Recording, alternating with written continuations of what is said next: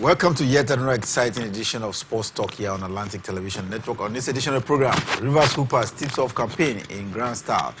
Africa's most decorated tennis player announces his retirement, and coming in from the world of football, Nigeria through to the 2025 African Cup of Nations. Details of these and many more will be yours when we return from this break. Stay with us.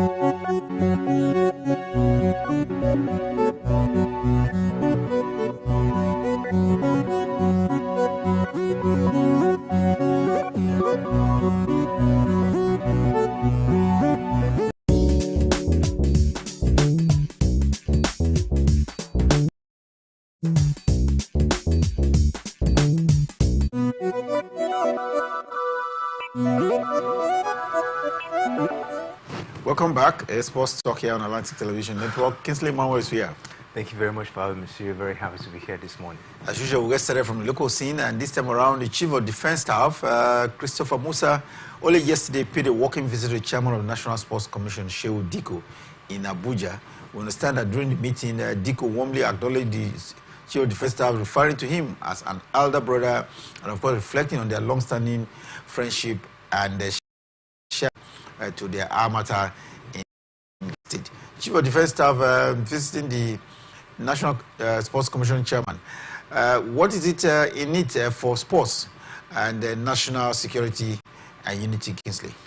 For me, I think if you take a look at that particular meeting, it gears towards sports development and as well giving support to the new National Sport Commission that have been brought back under Shehu Diko at this point in time. So for me, I think it's actually a morale booster for Shehu Diko himself, getting support from different sectors, and I think for me this will go a long way in helping him, of course, to put things in place, having that assurance that he has the backings and as well supporters from some major stakeholders, of course, in the country. So for me, I think was a very, very impressive visit, and with that, I think it will actually help him to see how we can put things in place going forward when it has to do with sports in the country.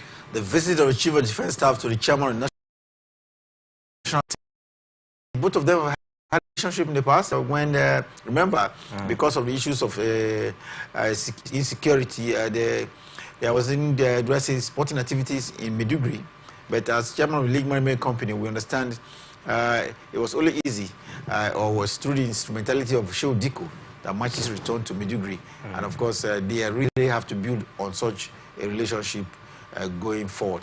all African military games. In the past, we've seen some military officers who emerge as top athletes for Nigeria. This is an opportunity to discover yet maybe another, do I say, renowned top athlete that could represent the country coming from the military.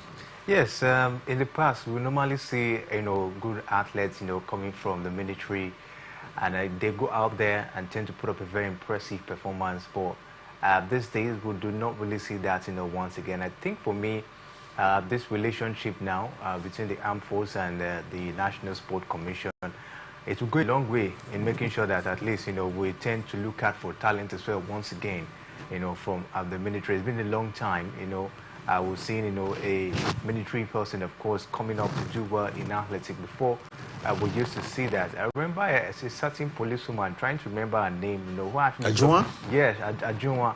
Who actually Choma Ajunwa, who put up a very impressive performance, for Team Nigeria at the Olympic Games. And I think if we can possibly look at that, direction as well, we're also going to unearth talent, from the military once again. The military is now in such light. Let's see whether we can discover yet another top athletes in the likes of Choma Ajunwa, who did represent Nigeria at the Olympic Games. And away from the tracks and, of course, maybe other sporting venue, we do have Nigerian rapper Olamide as the brand ambassador of these military games. What does it mean for having Olamide as the brand ambassador? I think for me, it's a good one, having such music icon. Yes, a famous artist down here in Nigeria as a brand ambassador, for it. We understand his progress, when it has to do with his musical skill, both in and out the country. For me, it will help give that recognition, and this will also, drag youths, to also participate as well. And again, looking at the fact that probably Olamide will be performing maybe in the opening ceremony of the competition, probably.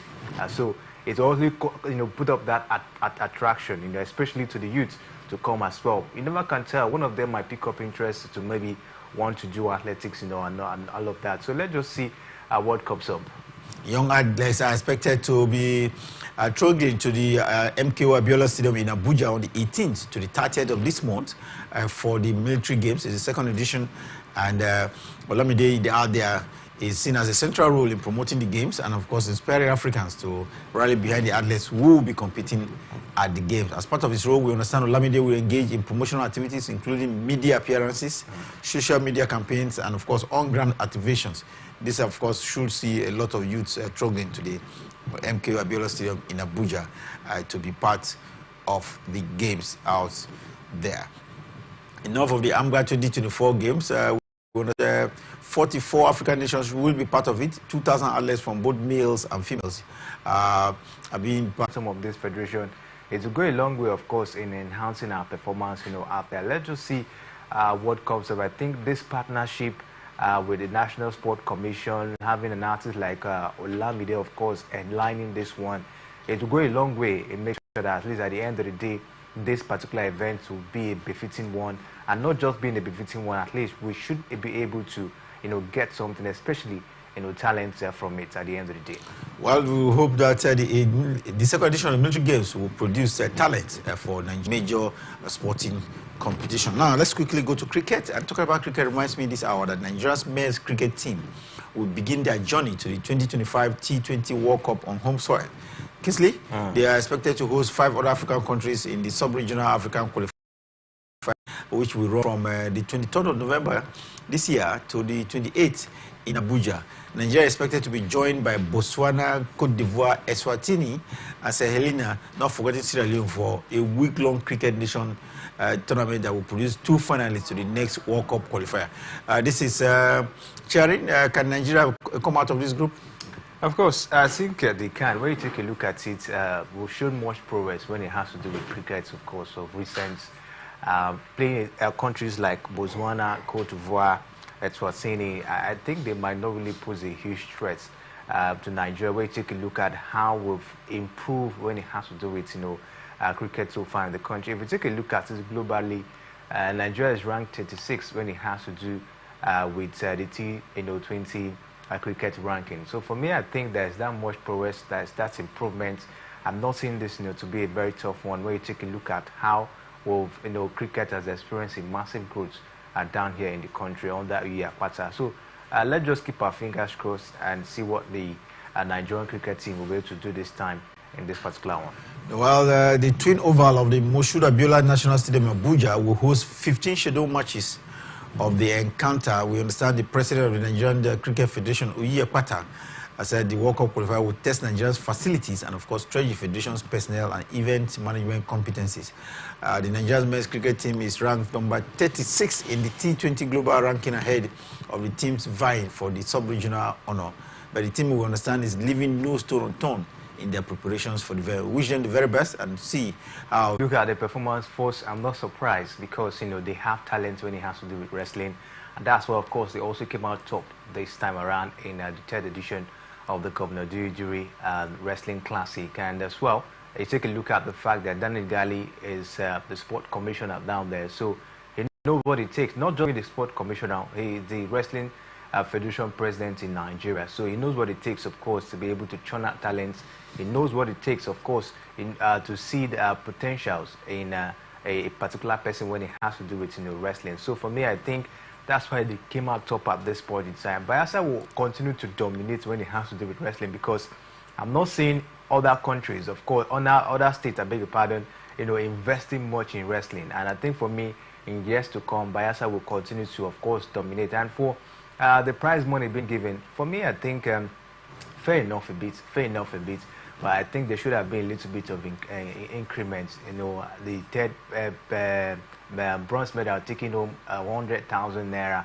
For me, I think there should have been a little bit of increment in that prize money. The entire team had money. It's just the medalists that were in. But the entire team was given 2 million naira or so.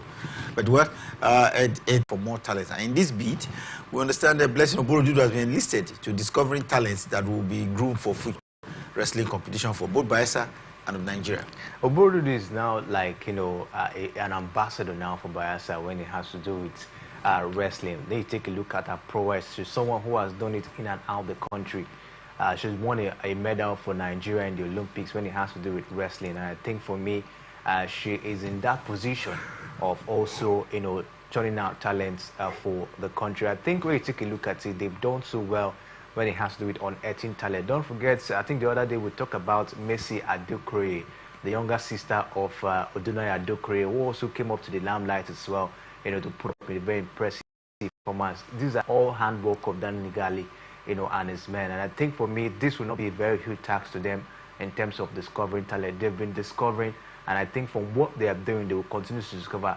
Why won't they discover talent when they always have a particular tournament like this every year? So I think for me, it won't be a huge task for them in terms of discovering talent.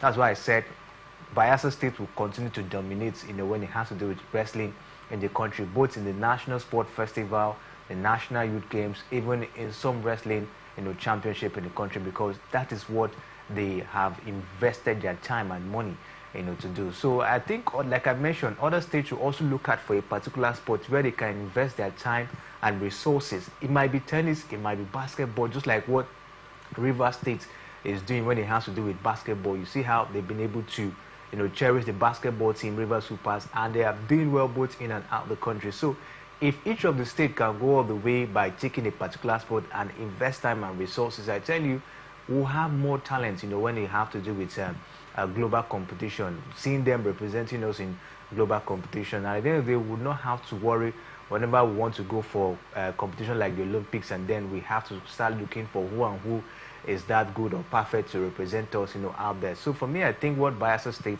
they are doing is very, very commendable. And I tell you, when it has to do with unearthing talents, this won't be a difficult task to them. Well, we say congratulations to Bayelsa State, all the winners at the wrestling competition, and of course, all the Blessing of Oborodudu to go to the creeks out there and fish out more wrestlers for future competition. Now let's go to tennis, and this time table tennis. Kingsley, Nigeria's women's table tennis icon Effiong Edem has called time off on her international career after putting us as many as 20 years representing Nigeria and winning honors along the way as well. She remembers she was part of the Olympic team. She's 37 years of age and now says it is enough on tennis for her. Yes, I think for me, has been a very impressive one, of course, Effiong Edem, 37 years of age. when you take a look at it, she's done a lot for herself, you know, winning multiple gold medals at the African Championship. And she also put up a very impressive performance at the Olympic Games. Though she couldn't get something out of it, you talk about her performance as well at the Commonwealth Games as well. I think she has done a lot, you know, for herself, and that's of course, at 37 years of age, you expect that, you know, she wants to take a rest and see how to, you know, maybe look into something else, you know, to do for herself at this point in time. And that brings me to the fact that, you know, we've been beckoning, we've been crying to the Table Tennis Federation of Nigeria to see how to put up more talent down there. You know, the big names are gradually dropping. Terola has dropped. Funko Shonake not active anymore. Now F. Youngedem as well has not dropped, has not retired. Aruna Kodri might call it a quit anytime soon. And who will be there, of course, to represent, you know, us when it has to do with table tennis. So a lot of worries, you know, when it has to do with the future of table tennis, you know, in the country. Seeing these big names, you know, quitting at this point in time, I tell you, the future of table tennis in Nigeria, I would tell you, is in trouble to say, because when it has to do with that, very soon Aruna might be calling it a quit. Who will be there, or who is there, you know, to give a good representation for Nigeria at this point in time. So for me, I think the Table Tennis Federation should be on their toes and see how they can possibly, you know, get more talents to fill up this, you know, a vacuum we're seeing at this point in time. That 7-year-old Ifeanyi saying bye to competitive tennis, and I remember her very well for being one of Nigeria's athletes that most often appears at the Olympic Games. She was at 3 Olympic Games, I think in 2012, and she was there in the 2020 as well. Yeah, she was there. And of course, at the just concluded Olympic Games. So, when they was at least done a bit, we hope that she will be part of ensuring that more young talents get to tennis. From lawn tennis, just from table tennis now, let's look at the latest happening around the lawn tennis, and the ATP finals is still up out there in Milan, Italy. Kingsley, world number one, and the Signal is enjoying home support because he continued his perfect start at the finals with a dominant win over Russian Daniil Medvedev.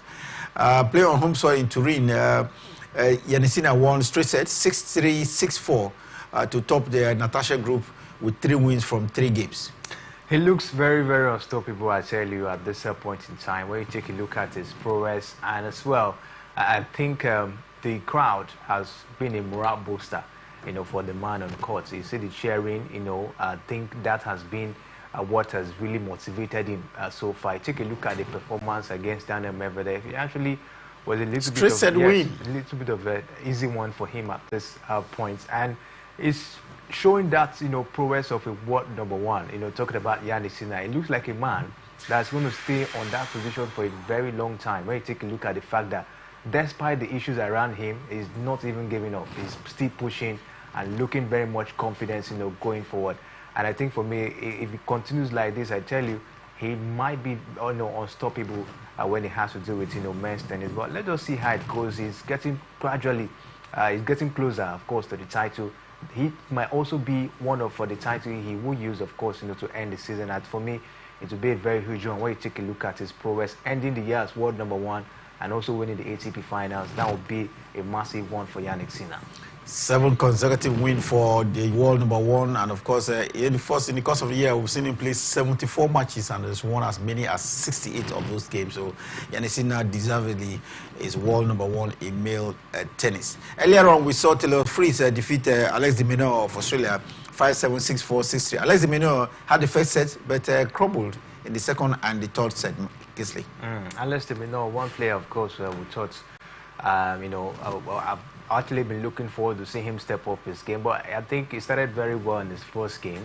But, you know, consistency is one thing that we're expecting, especially from this set of players. You know, started very well in that game against the Fritz, but first shots in the second and as well in third sets in that game. But we'll just see what, you know, comes up for him. I think he's still in action. Let us see if definitely he'll be able to get down to the next round of the competition. Yannick Sinner and Taylor Fritz are already through to the semi-final, but we understand later today they will find out who will be the opponent. Could it be Carlos Alcaraz, Alexander Zverev, Casper Ruud, and Andre Bleu, who are still having a chance to qualify for the tournament. Any of these can stop the world number one. We'll keep our fingers crossed on that. What do you think, Kingsley? Yes, for me, Carlos Alcaraz. I'm rooting for Carlos Alcaraz to go all the way. Yes, he lost his first game, but was able to bounce back. I think that was against Taylor Freeze, and now he's looking forward to get down to the next round. So I think the semi-final is crucial. Yes. So for me, I think Alcaraz should be the man at this point in time. For Casper Ruud, I don't really have that much confidence on the man, but for Alcaraz, I'm really seeing him to be that man, of course, that could give Yannick Sinner a run, for his money if eventually both men, of course, meet in the finals. Well, still in tennis, Slovakia reached the last 8 of the Billie Jean King Cup finals with a 2-1 comeback victory over 18 times champions. That's the United States of America. Earlier on, we saw Japan, who were the first team to claim a first-round win as they fought back to beat Romania 2-1 and sealed their place in the last 8, where they will face 2023 runners-up Italy. The tournament, of course, opening tie between Spain and Poland was postponed to today, with the play expected to start at about 2 hours or so from now. Great Britain will face Germany later on in the day. I think we'll just have to take a break here. When we return from the break, we'll look at the latest happening around the world of boxing, where Mike Tyson is in the news again. And beyond that, basketball is lighting up the city of Port Harcourt. Top teams are looking for how to qualify for the basketball league in Africa and become champions. First here in Nigeria, final 8 recognizable basketball team right now in Nigeria. When we come back from the break, we'll give you the details of what is happening at the Niger Street basketball courts and a lot more. In football, Super Eagles of Nigeria are in a joyous mood because they've already qualified for the 2025 African Cup of Nations. Details when we return from the break.